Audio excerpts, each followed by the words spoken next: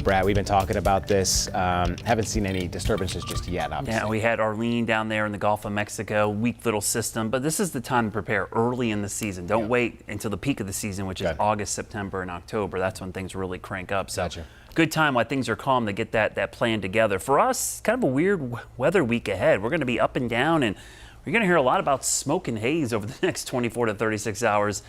We've got the whole East Coast kind of coated in this thick blanket of smoke from fires up in eastern Canada. It's going to be warm and mostly sunny. I think the only thing that will deter our warmth might be some of that haze up there. Now, tonight we still have those lingering showers drifting off to the south. The flow of air is coming straight out of the north. There's a big ridge of high pressure in the middle of the country, low pressure off the east coast, so everything's funneling the airflow around high pressure and low pressure down the east coast. That's given us some cooler conditions, but it's also picking up a lot of wildfire smoke. I mean, there are huge wildfires burning in eastern Canada, also western Canada. Some of that smoke's making it over the ridge, but the combination of those two all funneling that smoke. And look how thick this smoke is forecast to be tomorrow.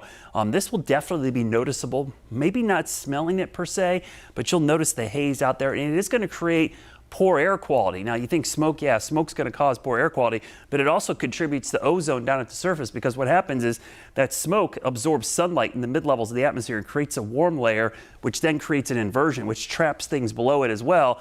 That traps the ozone. So it's a double whammy of the smoke and the ozone, which will be building up today and tomorrow again, and likely, I think, even Wednesday into Thursday. Now, there will be a couple pop-up storms tomorrow along this old front down to the south. This is going to be a trend we're going to see into the middle of the week.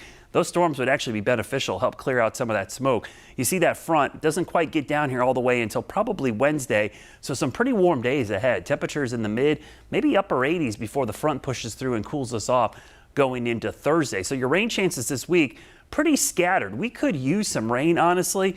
The stuff that we're going to see tomorrow late and into Wednesday and Thursday, likely going to be too isolated to cause widespread beneficial rains. There's our ridge in the middle of the country. Notice the dips in the jet stream continue to come down the east coast. So we're going to see a lot of up and down temperatures here. The big heat down to our south will slowly start to work our way, but we're starting to see a trend where the temperatures are near average, maybe a little bit below over the next 6 to 10 days, but not a lot of rainfall either. You're looking at rainfall amounts probably closer to a quarter of an inch over the next 7 days. So it'll be cooler and drier, but the temperature will be bouncing around quite a bit over the next 10 days. So we're going to see it slightly above to below and then above and below. So kind of all over the place. Tomorrow's one of the higher days. Temperatures back into the mid and the upper 80s, just a slight shower chance.